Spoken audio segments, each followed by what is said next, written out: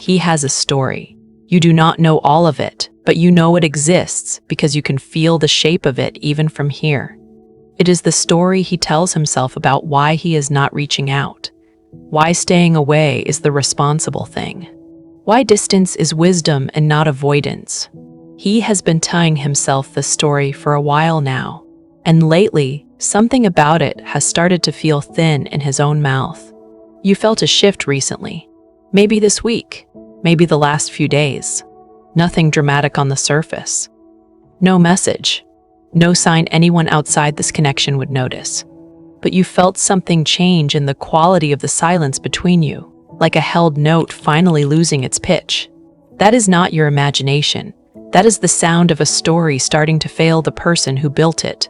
Maybe it showed up as a strange wave of his presence out of nowhere, while you were doing something completely ordinary, folding laundry, sitting in traffic, half listening to a conversation with a friend. Not a message, not contact. Just a sudden density in the air around the thought of him, like something pressing from the other side of a door that has been closed for a while.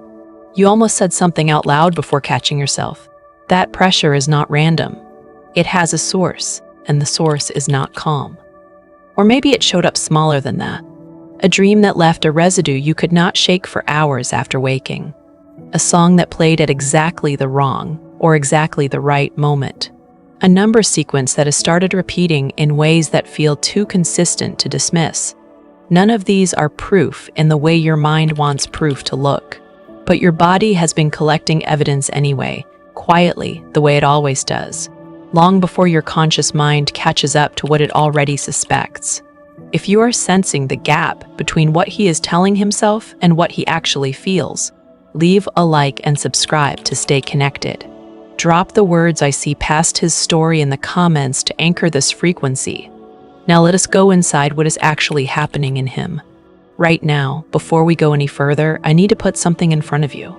Because if he is somewhere in this process right now, quietly defending a story that is starting to cost him more than it gives him, you deserve to know exactly what that story is and exactly what it is going to crack.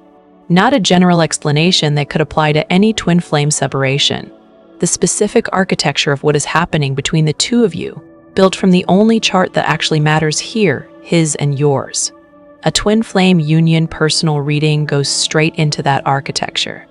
Your name, your date of birth, your exact time of birth, your place of birth. Those 4 coordinates become the foundation of a reading built entirely around your journey and no one else's. What lands in your inbox is a personal audio reading and a full written report that maps where his story is currently bending under its own weight, what the universe is currently orchestrating in the space between you, and what your soul contract with him actually means beneath every explanation he has been telling himself. If you are tired of guessing at what is happening on his side of the silence, the link is in the description. Now let us go into what is actually happening inside him. Here is what cognitive dissonance actually is, stripped of the textbook language. It is the mental discomfort a person feels when their actions and their true feelings do not match, and the mind cannot tolerate that mismatch for long. So it does something clever and a little cruel. It does not change the action, it changes the explanation. He left, or he pulled back, or he went quiet while still feeling pulled toward you. That mismatch, action says leave, feeling says stay, is intolerable to hold consciously. So his mind builds a bridge, a story that makes the leaving make sense. Maybe the story is that you were too much. Maybe it is that the timing was wrong. Maybe it is that he needs to fix himself first, alone, away from you, before anything real can happen. The specific content of the story does not matter as much as its function. Its function is to let him keep walking away without feeling like he is walking away from something true. Leon Festinger, the psychologist who first mapped this pattern decades ago, found something almost unbelievable in his early studies. When people were forced to act against their actual beliefs, they did not eventually admit the action was wrong. Instead, over time, they changed what they believed until the belief matched the action and the discomfort disappeared. The mind would rather rewrite the truth than sit in the gap. He is not unique in doing this. Every human mind defaults to this exact maneuver when the alternative is staying conscious of a contradiction that hurts. This is also why arguing with him rarely works the way you hope it will. You can present him with the truth as you see it, with evidence, with memory, with every reason this distance does not make sense. None of that touches the mechanism. Dissonance is not solved through better arguments from outside. It is only resolved from inside when the cost of maintaining the story finally exceeds the relief it once provided.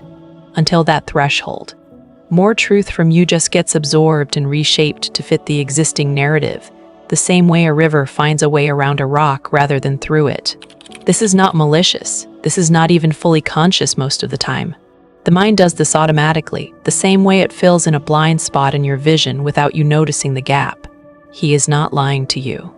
He is lying to himself first, and you are simply on the receiving end of a story that was never really about accuracy. It was about survival.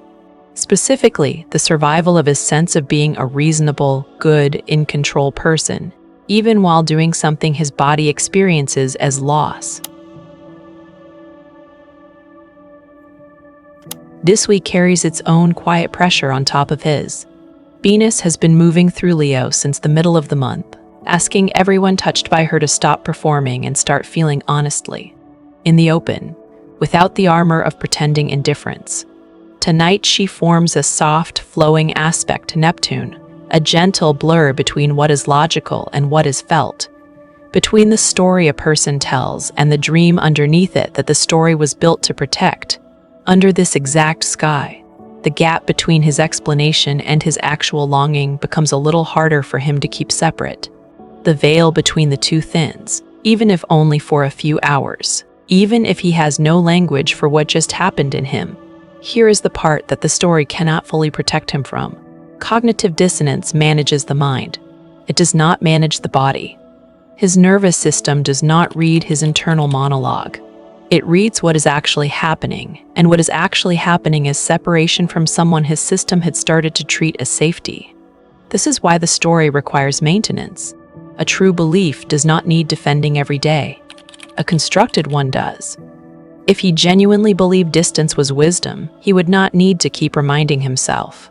The fact that the explanation has to be rebuilt, repeated, reinforced, especially in quiet moments, in the car, before sleep, in the version of him nobody else sees, that repetition is the tell. You do not have to keep convincing yourself of something that is simply obviously true. Watch for what dissonance theory calls selective exposure. He will likely be avoiding anything that contradicts his current story. Old messages, songs, people who ask about you. Even his own memory, edited slightly each time he replays it, the good parts dimmed, the difficult parts inflated, because a fully accurate memory would make the current story collapse under its own weight. This is not him being dishonest with you specifically. This is the architecture of a mind protecting itself from a truth it is not ready to hold yet.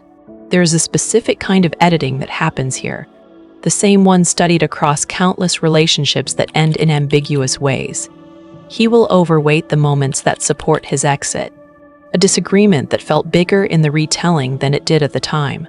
A version of you that is slightly more difficult, slightly less patient, slightly more responsible for the distance than the version who actually existed in the room with him. This is not him lying for sport. It is the mind doing exactly what it evolved to do, smoothing a jagged contradiction into something that can be lived with day to day. And underneath that architecture, something else is happening that has nothing to do with story or explanation at all. His body still orients toward yours. Heart rate, attention, the specific quality of stillness that only happens around one particular person, none of that responds to the narrative he has built. The story lives in his prefrontal cortex. The pole lives somewhere older, somewhere that does not negotiate with reasons. Polyvagal theory gives language to what is happening beneath his rationalizing. A nervous system that has registered someone as safe does not simply unregister that person because the mind decided to leave. His system likely still shifts, in small, undetectable ways, toward calm at the thought of you, even while his story insists distance is the safer path. This is the precise reason his explanations require so much daily upkeep. He is not managing a closed case. He is managing an open, live contradiction between what his body still recognizes and what his mind has decided to believe instead. Some of you reading this are deep into a separation that has stretched far longer than feels survivable some days. You are not failing at this.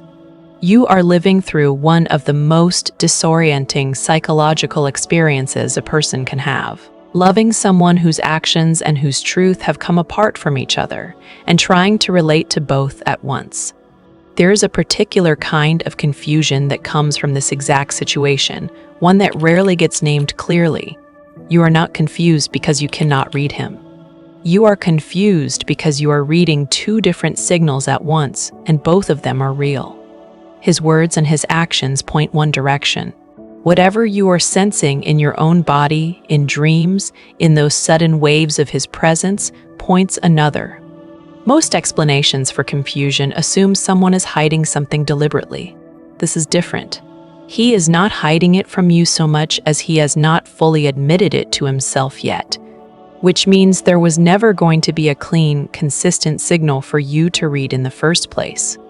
This is exactly why so many divine feminine on this path describe feeling like they are going slowly out of their minds during exactly this stage. You are not. You are accurately perceiving an inconsistency that genuinely exists in him right now. The discomfort you feel trying to reconcile his distance with what you sense underneath it is not a flaw in your perception. It is your nervous system correctly registering two true but contradictory pieces of information about the same person at the same time. If you have been quietly tracking whether what you are feeling is actually shifting, or whether you are simply repeating the same private cycle of hope and exhaustion without proof either way, that uncertainty has a real cost. Not knowing if you are moving forward keeps you stuck in the worst kind of waiting, the kind with no endpoint and no evidence. The Twin Flame Journey Tracker and Progress Workbook was built for exactly that question. 39 pages, an 8-stage tracker, so you can see precisely where you are instead of guessing. A synchronicity log where the dreams and the 1111s and the strange repeating moments accumulate into a pattern you can actually see instead of dissolving back into doubt. A daily checklist that keeps you, not him, at the center of your own story. Weekly reflections that review your own story. Weekly reflections that reveal what you would otherwise miss. Monthly reviews that show your transformation in your own handwriting. Information does not create transformation. Tracking does. The link is in the description. Dissonance theory describes something specific about how these self-protective stories eventually fail, and it rarely happens through confrontation. It happens through accumulation. Small inconsistencies pile up faster than the story can absorb them until one ordinary moment becomes the one moment too many. Think of it less like a wall falling and more like a wall developing a hairline crack that nobody can see from the outside. For a long time, the crack does nothing visible. The structure holds. He keeps functioning, keeps repeating his reasons to himself, keeps believing the explanation is doing its job.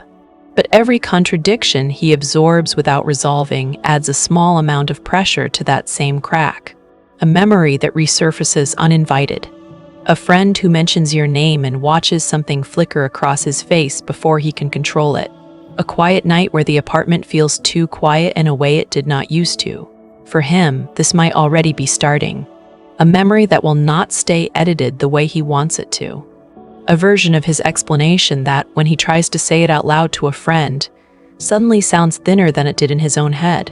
The specific discomfort of noticing that his reasons require more and more effort to maintain, while the pull underneath them requires none at all. This is the part nobody warns the divine masculine about. The story was supposed to protect him from the discomfort of leaving someone he still feels connected to. But maintaining a story that contradicts what the body knows has its own cost, a kind of low-grade exhaustion that comes from constantly managing a gap between what he says and what he feels. He may not have language for this yet. He may just feel tired in a way that does not match how little he is doing externally.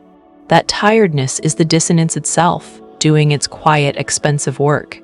There is research on this exact phenomenon, sometimes called cognitive load, the mental energy required to keep two conflicting truths from touching each other. It is genuinely depleting. People who are actively managing a major internal contradiction show measurable decreases in decision-making capacity, patience, and emotional regulation in completely unrelated areas of life. If he has seemed shorter with people lately, more easily irritated by small things, less able to settle into rest, this may be part of why. He is spending resources you cannot see on a contradiction he has not admitted to himself yet. What happens at the exact moment the story breaks is rarely dramatic. It is usually small. An unplanned message he almost does not send. A question he asks someone about you that gives away more than he meant it to. A pause that lasts a beat too long when your name comes up. These are not signs that he has changed his mind. They are signs that the story has become too expensive to keep funding and something underneath it is finally getting through. You do not need to wait for him to finish this process to start living fully again. In fact, waiting for him to resolve his own dissonance while putting your life on hold only adds a second layer of cost to something that is already costing you enough. Here is what is actually within your control. You can stop trying to argue with the story he is telling himself. You cannot out-logic a self-protective narrative from the outside. He has to be the one who notices the gap, because he is the one whose nervous system is generating the evidence. Your job is not to convince him of a truth he is not ready to hold. Your job is to stay rooted in your own truth while his catches up, on whatever timeline that actually takes. This is one of the hardest forms of love this journey asks of the divine feminine, the discipline of letting someone else's internal contradiction resolve on its own schedule, without your energy spent trying to accelerate it. Pushing on a story before its owner is ready to let it go usually does not collapse the story. It reinforces it because now there is something concrete to defend against, evidence the mind can point to and say, "This is exactly why I needed to leave." The most effective thing you can do is the thing that feels least active. Stop supplying material for the story to defend against, and let the contradiction inside him do what contradictions eventually do when left alone long enough. Become unbearable to keep funding. This also means releasing the specific exhaustion of trying to read every signal he sends as proof of something.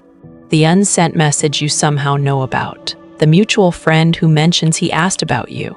None of these moments require you to do anything except notice them and keep living your life regardless. You are not responsible for managing the speed of his internal reckoning. You are responsible for your own peace while it happens, whenever it happens, on whatever schedule his particular mind requires, to stop defending a story that his body already abandoned. Notice, too, the difference between watching for signs and waiting for them. Watching is calm, observant, unattached to a particular outcome on a particular day. Waiting is a kind of suspended living, where your present moment gets quietly mortgaged to a future event that has no confirmed date. The discipline this stage of the journey asks of you is to stay in the first posture and keep walking out of the second one, again and again, every time you catch yourself slipping back into it. There is also something here worth naming gently. You may have spent a long stretch of this journey believing that if you simply explained yourself clearly enough, loved him visibly enough, stayed steady enough, his story would have no choice but to crack open sooner. That belief, understandable as it is, places the timeline of your healing inside his internal process. It does not have to live there anymore. Your growth, your peace, your sense of having a full life regardless of what he resolves, none of that needs his permission or his timing to be real. What you are sensing in him this week may be real. The discomfort, the thinning explanation, the cost of maintaining something his nervous system disagrees with, all of that can be genuinely happening. But it belongs to his timeline, not yours. Let it unfold without you holding the door open from a place of waiting. Hold your own door open instead, for your own becoming, and let whatever is true in him find its own way to the surface, on its own time, without your energy spent pushing it there. That is the actual sovereignty in this, not detachment that pretends not to care. Active, grounded living, while something real continues moving underneath the surface of someone you still love.